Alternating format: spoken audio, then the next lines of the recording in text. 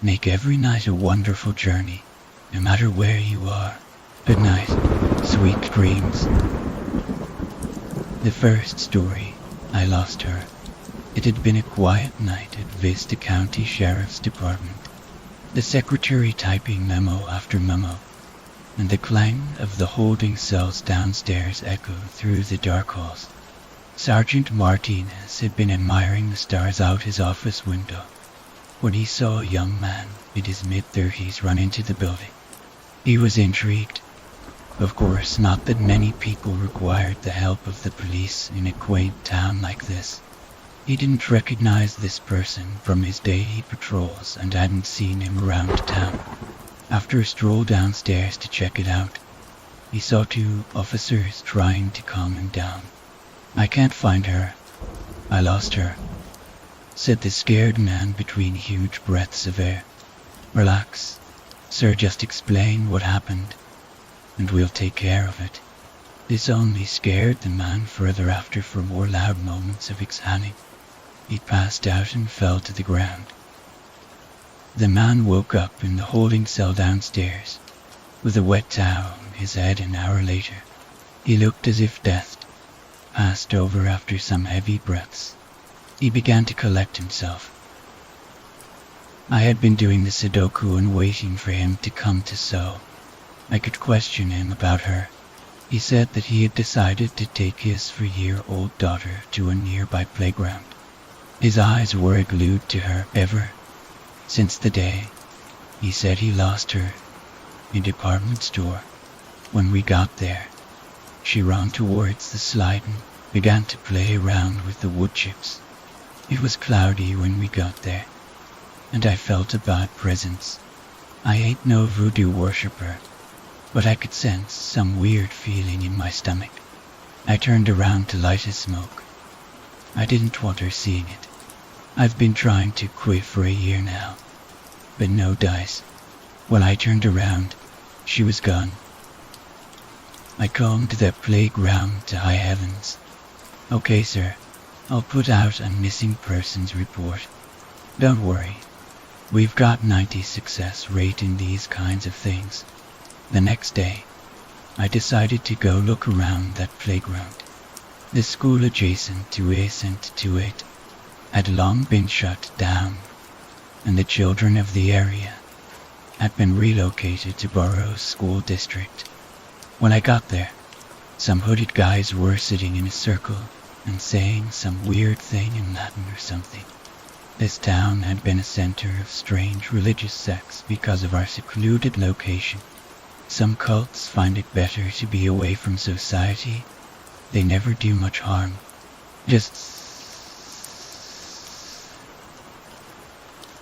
I shooed them away and got my flashlight out. One of them threw me a pamphlet. I thanked him and stuck it in my pocket. After looking around the place, I deemed it a lost cause to look here and went back to my cruiser. That night, I put the pamphlet on my nightstand and went to bed. After a night's sleep, I decided, for whatever reason, I should read the pamphlet. It had an eerie mystique to it. Probably just my imagination. But I read it, and when I did, I knew I shouldn't have. It read at the top, Vista County Church of Harris. I had investigated the Church of Harris in a case a while back involving some animal sacrifice ritual. It never had any conclusive evidence to convict the cult leader, Jonathan Harris. There had been rumors and story about them capturing people for sacrifices under the guidance of Harris. The cult always had some satanic connection, saying the only difference between God and Satan is an egg. I was raised Catholic, so I didn't get this cult stuff. After reading more, I began to think more and more that maybe this little girl wasn't just lost or kidnapped. After some careful self-protesting, I went back to the playground to find the same people there. One of them was chanting some strange words out of some big book, and a pungent smell held around the slide. I asked them a few questions about what they were doing, and if they had seen a little girl. They remained silent and didn't say the smallest thing. I pushed them away as I tried to find the source of the smell, eventually seeing a small brown thing buried in wood chips. I looked around. Only one cult member remained. He was mumbling some indistinct words to himself when I asked him about the playground. "What are you guys doing here?" I questioned. "I am summoning the evil of the world to avenge our soul." I never understood the kind of cult speak in this town, what with demons and spirits and stuff, but I knew that wasn't good. Just then, a huge wave of what I would call energy. Not good. That dark energy, for lack of a better word. I'll call it dark. It pulsed throughout the vicinity of the playground, bringing me to my knees. The cultist started to yell, "He is coming." And yes, I could hear the cries of a little girl in the huge cloud of smoke that had risen above the slide, 10 yards away from me. I looked up and could see some horrible creature holding a girl in its arms. I grabbed my pistol and aimed down the sights, knowing that I couldn't shoot with that little girl. The cult member yelled it would be no use. Bullets cannot harm a demon. As a last resort, I ran over to the slide, blinded with fear. I climbed up the ladder, seeing the dark cloud that had risen over the small dark playground. Before I had made this act of bravery, I remembered a small crucifix I held around my neck. On a small chain with one sweep, I plunged the demon in its putrid neck with the cross, sending me flying off the slide and into the wood chips. I don't remember anything after that. When I woke up on a bed of splinters, I looked around. The cult member was gone, the clouds were gone. No evidence of the demon remained. The only thing out of place at the playground was a small girl's coat. The second story, undisturbed. Sleeping undisturbed has always been an issue for me. Even since I was a small child, I've always been prone to random disturbances awakening me in the night. Anything from a small shift in the light to my dad getting up to get a glass of water. My house in Scranton, Pennsylvania, had very thin walls and almost no insulation. I could hear everything that went on inside the house. Recently I moved into my dad's new house in Milford, Pennsylvania. My parents split up when I was 16, and I wanted them to still live close together. So my dad rented a house in Milford, just 58 miles from Scranton. Our new house wasn't all that great. I hopped out of my dad's old and rusted truck and looked up towards the yellow two-story monstrosity of a house. Almost looking back down towards me, weeds grew plentiful in the front yard. Cha-cha think? I quickly turned towards my father, feelings anaphobic of what lied ahead. "Oh, the house. Yeah, it's decent." I grabbed my luggage and shuffled along behind my father, who seemed disappointed by my response. I set my luggage down in a small upstairs bedroom and immediately felt something was wrong inside of my room. There was a window and a closet. I walked over to the closet to unpack my clothes. The door was stuck. The handle wouldn't turn. A little bit creeped out, I went back downstairs and sat down in the living room with Dad. Dad? It was clear he was still focused on the television. "Is there something strange about this place?" Yeah, we live in the outskirts of Milford." "No, Dad. Besides that design, this house just give off weird vibes. Not that I can tell. My father's ignorance and lack of observance annoyed me, and I went back upstairs to ponder. Night drawing close. I lit a candle and set it on my desk, feeling curious. I looked out my window for the first time and saw my dad's truck parked out in the front yard. A long, curvy, dirt path for a driveway, and an empty, barren street beyond all of that. I was stuck in the middle of nowhere. School was starting tomorrow, and I needed some rest. I flopped down on my bed, fully clothed, and began to sleep. I woke up in a cold sweat 304.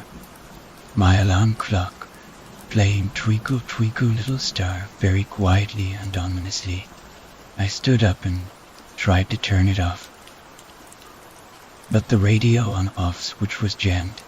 Confused, I tried to change the station, but despite the fact that I was turning the knob, the music didn't change. Frustrated, I reached towards my wand and plugged my clock, silencing it.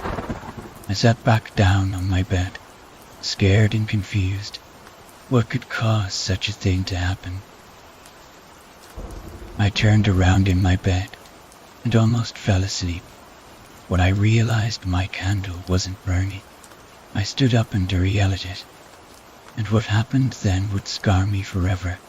I looked up from the candle and frighteningly observed a blackened blasphemous mass seeping out of the cracks of my closet, floating in the air. Producing it twisted in the air, like a limitless ribbon creepily floating in the air, towards all edges of my room. A deep ominous laugh suddenly burst into my ears, unwillingly infiltrating my thoughts. I pressed my hands to my ears, fell backwards and curled into a fetal position. I rolled back and forth, saying it'll be over soon, in a synchronized crescendo with the deep, ominous laugh that seemed to be getting closer. Soon enough, I was screaming.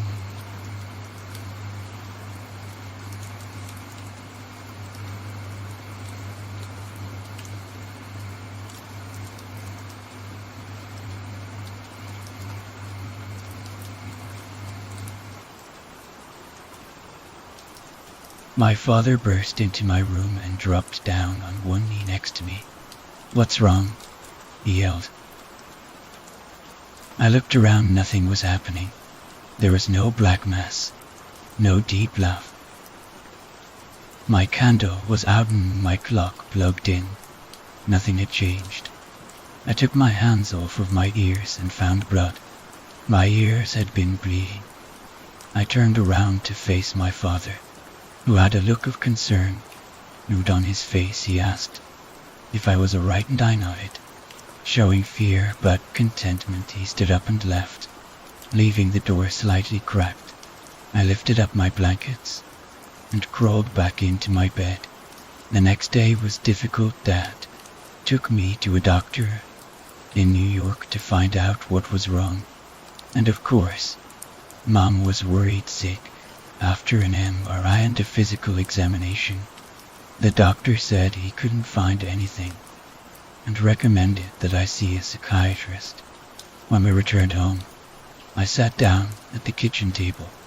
Too afraid to go upstairs, my father and I discussed sports and how the Yankees were during the season. After dinner, I got up and put my dishes in the sink and reluctantly went upstairs, praying that nothing bad would happen.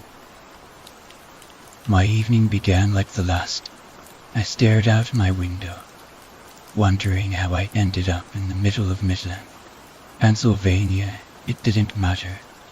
I was stuck in this demonized house until I turned 18. I turned around to light my candle and felt a small wave of safety. Maybe it is all in my head. I turned towards my bed to go to sleep. I closed my eyes to sleep, and just before I fell under, I swear, I could hear the slightest whispering. I woke up feeling uncomfortable that night. I turned to see what time it is, but instead of finding the time, I found my room had been stripped bare of everything, save my candle, which sat in the center of my room. I stood up, wondering what in the world could have happened. I tried to open my door, but it was jammed shut. I started toward my window in a panic, and opened my curtains to find my window boarded over. Everything was too far too quiet. In an ominous way, what could be happening? I turned around to keep trying with the door, but the image that faced me stopped me dead in my tracks. I stood still, trembling barely a man. This figure had an excessively large torso, long arms and a narrow face. Its skin was yellow like urine, and it smelled salty, like blood. His eyes were white with no iris, and he had blood dripping from his mouth with razor-sharp teeth. It stared down at me, hosting a homely dead appearance. It turned around and started towards my closet. Giant steps thudded on my floor. He walked with surprising grace. However, he let all of his weight fall with each step. Like a ghost, he reached for my closet door and opened it quickly and without issue. Immediately, ribbons of ectoplasm seeped out, soaking and polluting the air once more. He pointed to the inside of my closet and stared at me, gesturing me to go walk into my closet without moving. I started screaming violently for my dad to come, but nothing happened. The being just stared at me, unmoving. Hours, maybe days, passed. I sat in the corner of my room, and the being pointed into my closet. I couldn't decide the lesser of two evils, starving to death with this evil being staring me down, or taking my chances by going into the closet. A few more days passed. I was on the brink of starvation. My candle had long gone out, and I figured going in the closet could do no harm. Hesitantly, I stood up and marched towards the closet. I looked at the beast. He was still staring at me. I stepped into the closet and fell through clouds of ectoplasms, the beast laughing that same familiar deep laugh. Sleeping undisturbed has always been an issue for me, but now I can sleep forever. Credited to Alan Goad, the third story. Please don't let me sleep. She tries to stop him. She can't. Too many. Sleep is something that just comes and goes, a part of life so ingrained and natural it just fades into the background. Never noticed, never missed. For those who can't find it, however, it's something almost like a wound, an absence of something inside of you, a hole that gnaws until the discomfort fades into the back of your mind. Whichever extreme you swing to, the point is that sleep, or lack of it, still remains behind our eyes, deep in the mind, always present but never closely examined. You don't stop your work day to ponder how exactly you breathe, do you? I'd hope not. You might be crazy or bored, but the fact you're alive means you breathe. Isn't that creepy? How your body works without your consent like that? That may seem a bit paranoid of me, distrusting something like your own body, but believe me, my own paranoia once went much, much deeper than this.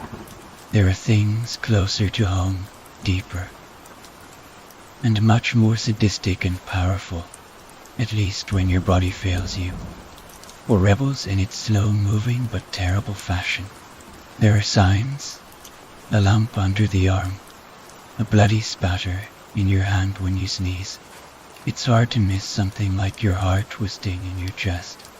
But what happens when the signs are clear to everyone except for you? What if the fact you're broken makes it impossible to see what's wrong with you? When your mind wants to fuck with you, it's infinitely more dangerous than some tumor. I may be getting a bit jumbled here. I apologize. Let me go back a bit. Explain how it used to be, before I needed to write my thoughts down to keep them from twisting. A year ago, I had been diagnosed with a rather severe case of insomnia. I don't just mean I found it hard to get to sleep.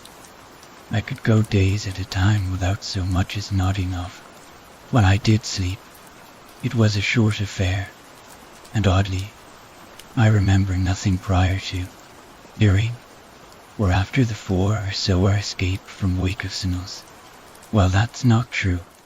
I do remember flashes of images, brief sensations, all tiny pieces that didn't add up to anything put together, and were even less telling on their own. It was like a scene in my memory had been simply torn away, and emotion had rendered the edges ragged, and leaving only the most inconsequential scraps of half-thoughts, and the beginnings of feelings. One minute I was riding my bike home from the store, the next I was shaving, and it was dark, my unpacking of groceries, getting settled in bed, and waking up and showering were all missing. I don't have a bad memory. It's not photogenic, but it's not exactly normal for me to lose hours out of my day. Finally, I saw a doctor, and after a lot of waiting, and an even harder time of trying to make myself sound sane, a shrink finally gave me a curious shrug. It seems I'd stumped him. In his professional opinion, there was nothing wrong with me. Well, nothing that made sense. At least there was no apparent reason for me to be randomly blacking out like this. But, he noted cautiously, there were signs of something else. Post-traumatic stress syndrome. He repeated himself, for both our sakes, and we were equally confused over this. PTSD sounded crazy, right? Nothing has happened to me that's kicked my brain into a closet, right?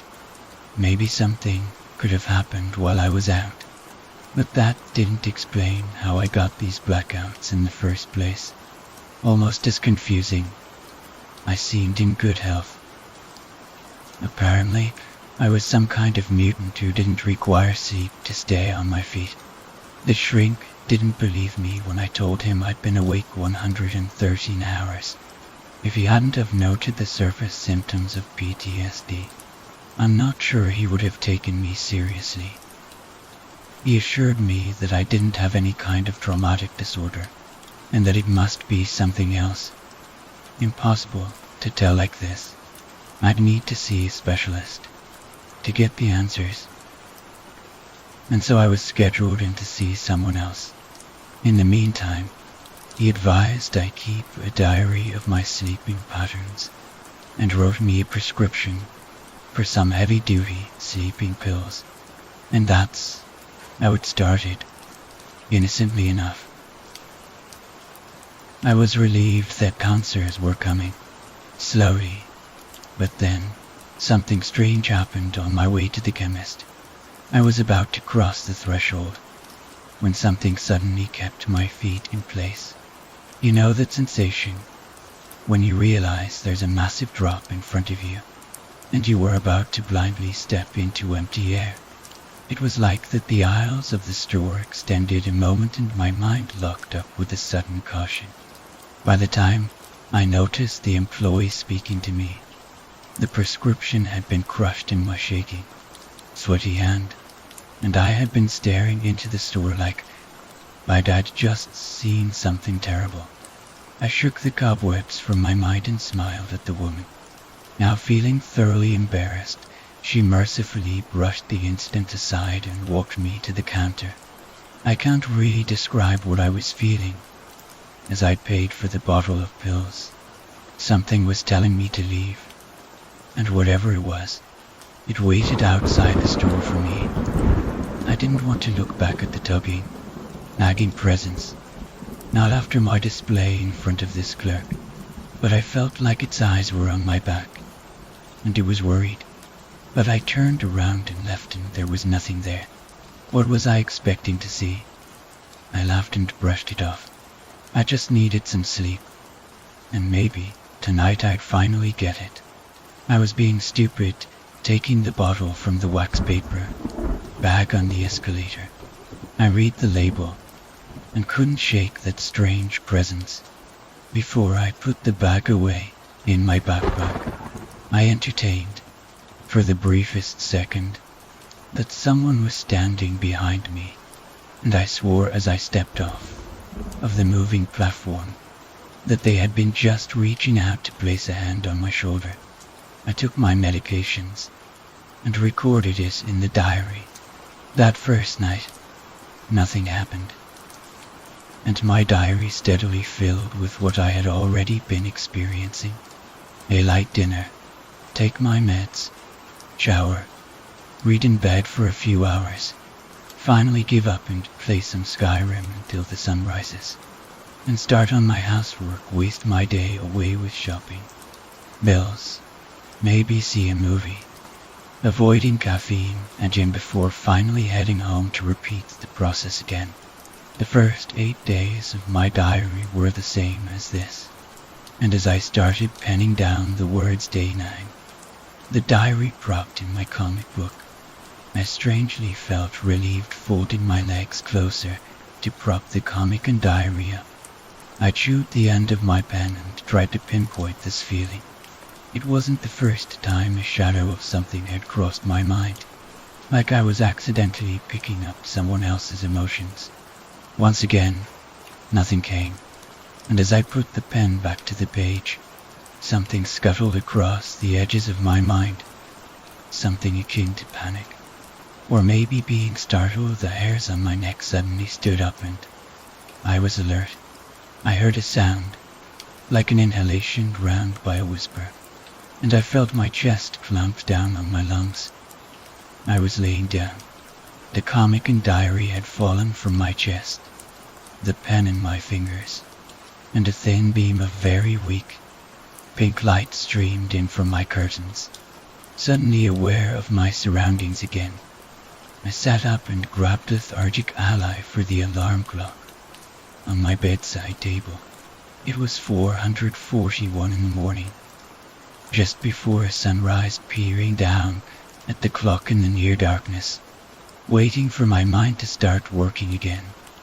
I tried to remember the last thing I had done. What time had I sat in bed to write in the diary?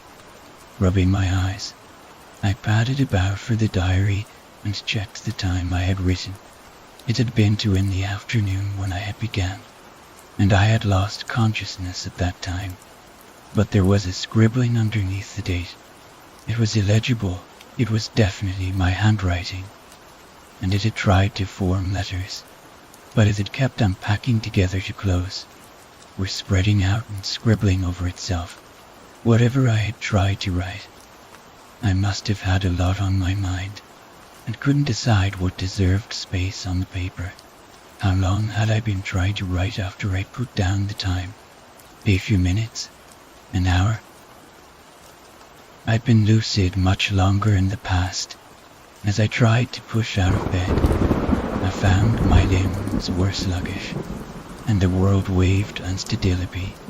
As I got on my feet, I felt my way blindly to the bathroom and flipped the light switch, leaning on the counter and splashing water on my face. My eyes were blurry, and my mouth was dry as the light flickered on.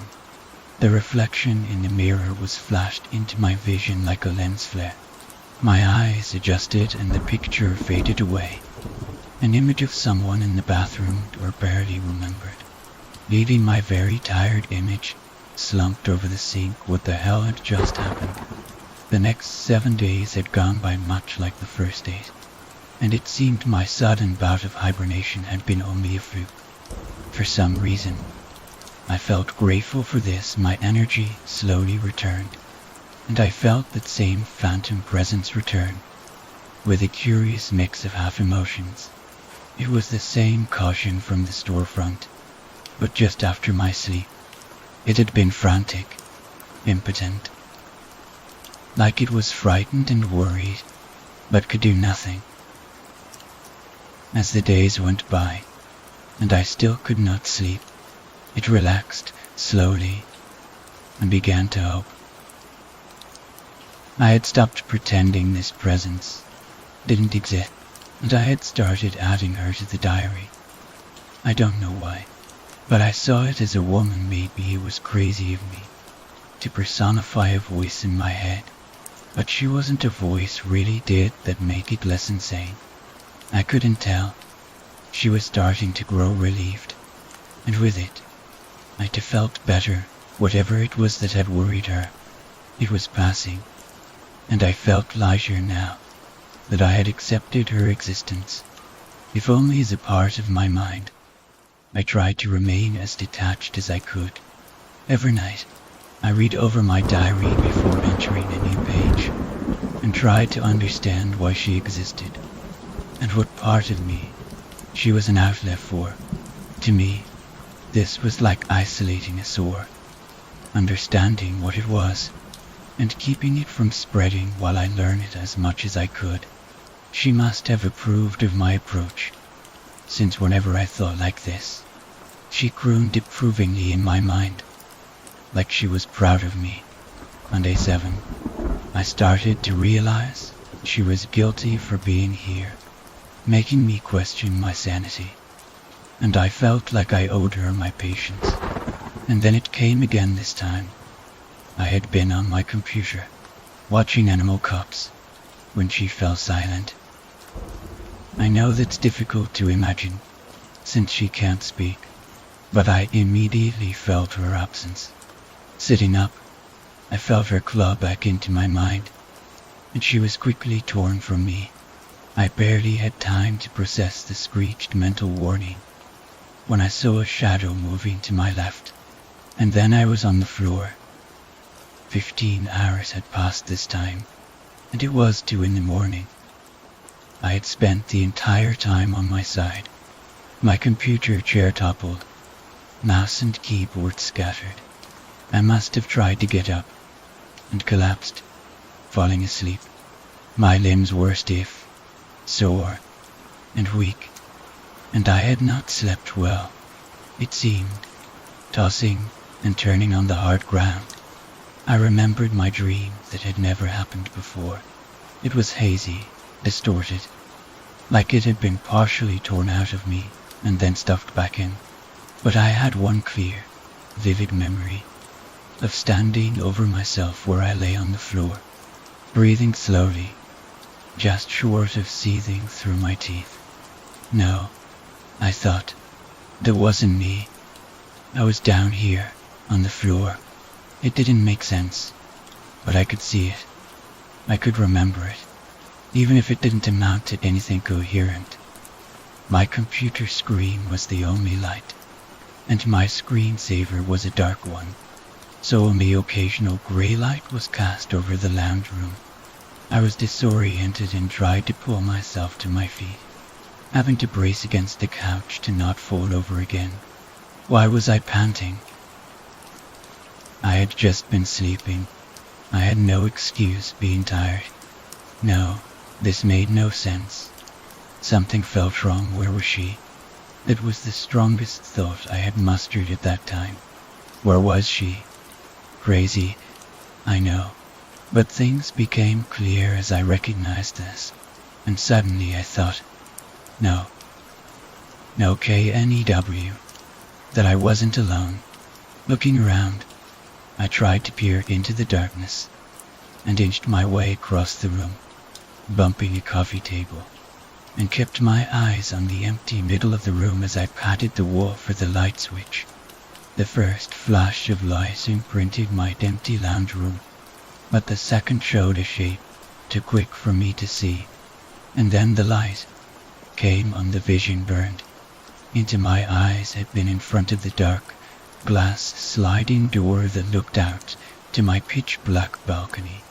If someone had been standing out there, or even inside, there would be no way to see them, not when they were black as ink.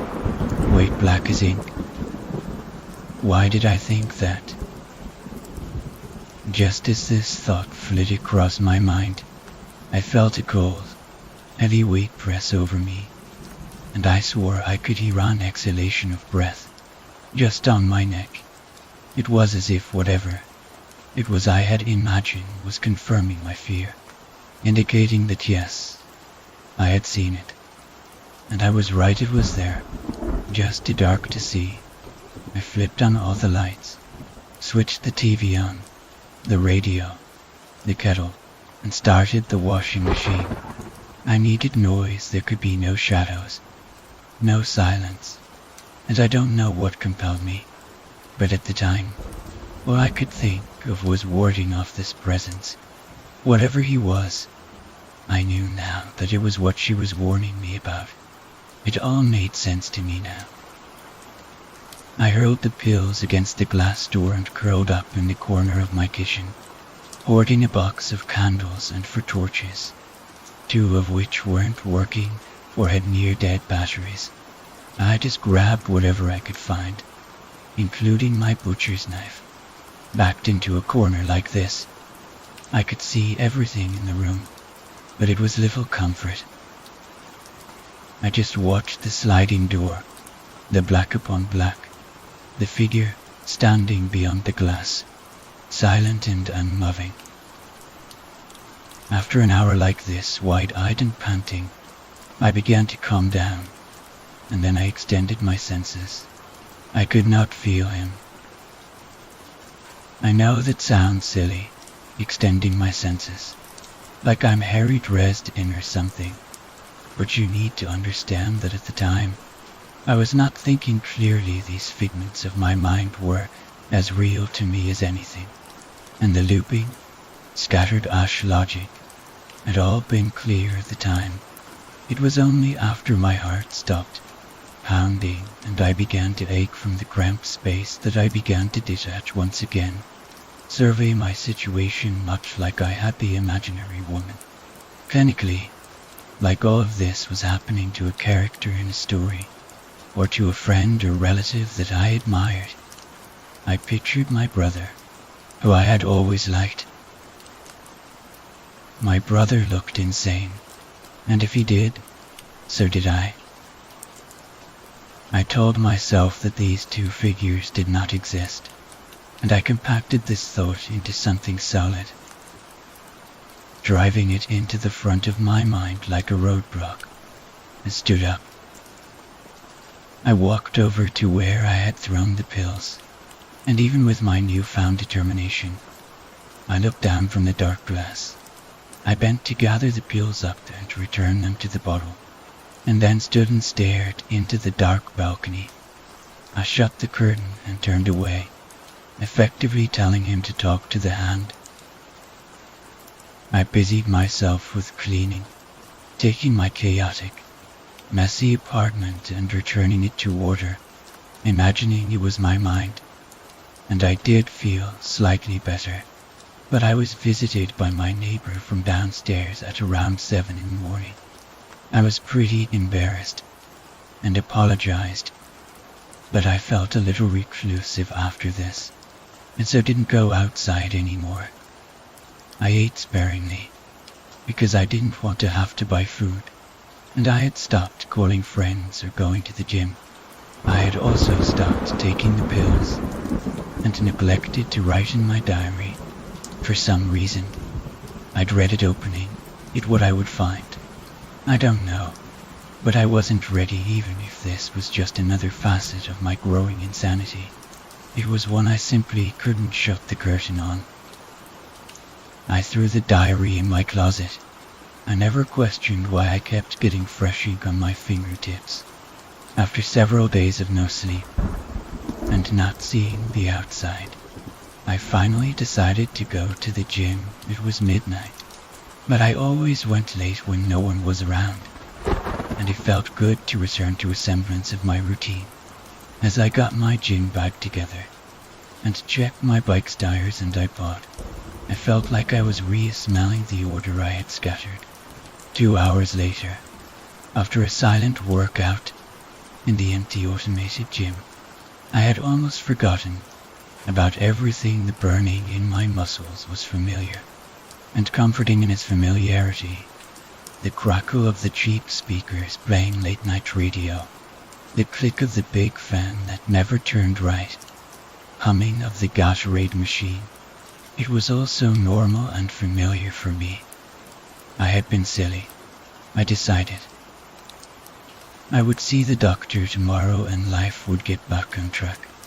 I knew it pulling the zipper of my gym bag to toss in the water bottle and towel. I froze. The pills were there, resting on my spare clothes.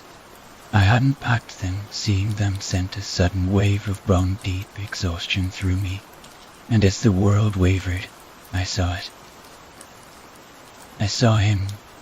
It was just a shape in the corner of my eye, gone when I whipped around to look. But now a shape stood on my other periphery, just as quick, disappearing when I darted about to see it. He was in here with me. All my prior resolve melted from my mind, and I began to panic as the weariness set in. I backed up from the table, and in my haste, I knocked the bag and chair down, staggering into my bike, and almost falling. The only reason I didn't scream when the lights went out was because my throat had closed with my panic. I knew it was there, standing in front of me, an inch from my face, silent and imposing, possessive. It wanted me, it always had.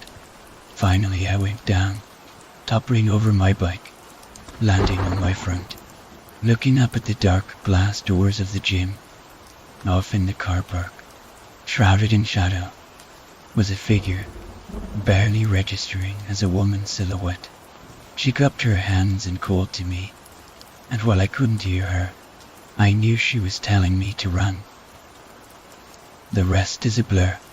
I sprinted down the road, limbs screaming in protest as the strength seeped from them, my vision blurring, ground swinging underneath my feet, causing me to stagger and trip. I was running, frantic to get away, the shadows catching up to me, enveloping me, like the night itself was coming for me, and as it closed about me, my strength was bled away. I vaguely recall the blare of a horn, a set of headlights, and a sudden, burning sensation in my chest, like someone had punched me, so hard that my lungs had expelled their air. The world spun about. The road came fast and hard, and I struggled to go on. Figures crowded me, clawing at me, trying to pull me into the darkness, and I was blacking out, fighting to keep my head out above the inky blackness as my last ounce of strength was torn away. All was dark and silent, and I felt him looming over me. It was as if I had been wrapped in dozens of thick blankets, chained up until I was weighted down and dropped into a tank of freezing cold water. It was helplessness, fear, and a screaming, kicking, yet futile desperation to escape. And the whole time, he stood over that tank, silent and satisfied. I woke up 3 days later in the hospital. I had fractured ribs, a shattered hip, several broken fingers, and I had almost died from a heart attack. They told me that I had run into traffic and been hit by a car, but when people had tried to help me, I had swung at them and staggered into yet another car. That one put me in no state to run anymore, and I had just begged them to leave me alone, screaming not to fall asleep. I had been clutching the diary to my chest the entire time, and when they showed the contents to me, I knew I had to get help. There's a certain wisdom in telling when you're too far gone to help yourself. I haven't yet been able to put in words that I find adequate, but the sanest thing a man can do is admit when he is insane. All I knew was that I could trust my own mind no longer. I went willingly, and much lighter, to the mental ward. I asked that I keep the diary, and keep adding to it, not really expecting to be allowed to, but they agreed, and now, with the burden of my mental health passed on to someone else, I felt lighter, I guess. Like I had a free pass to finally look into that dark glass and see just what it was that lurked there wearing my face. I didn't need to worry about him anymore. That was the doctor's job, right? And what had I seen in the diary that had prompted me to submit to these doctors? Each instance of her had been scribbled out with such force that pages had ripped in places.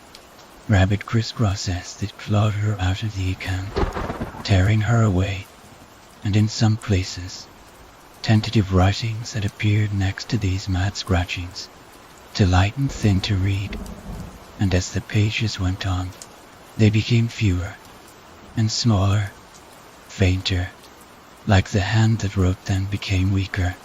Each page was more dominated by the scribblings, until finally, a full black page, ripped and bleeding over into the next page, so that it was smudged, smeared and torn on this page. I had drawn 3 figures, all crude, standing in a line. I had drawn so hard that they had been partially imprinted onto the following page. This continued for dozens of pages, each faded copy added to, elaborated on, until the figure on the left grew, twisted and deformed, and the one on the right shrank and weakened, and the middle figure had simply curled up and cowered. I had used my palm and thumb to match the wet ink, warping the pictures so that they swirled inward, becoming less and less coherent, just a warped spiral, and on the final page, this spiral became a face, and this face looms over me as I write this.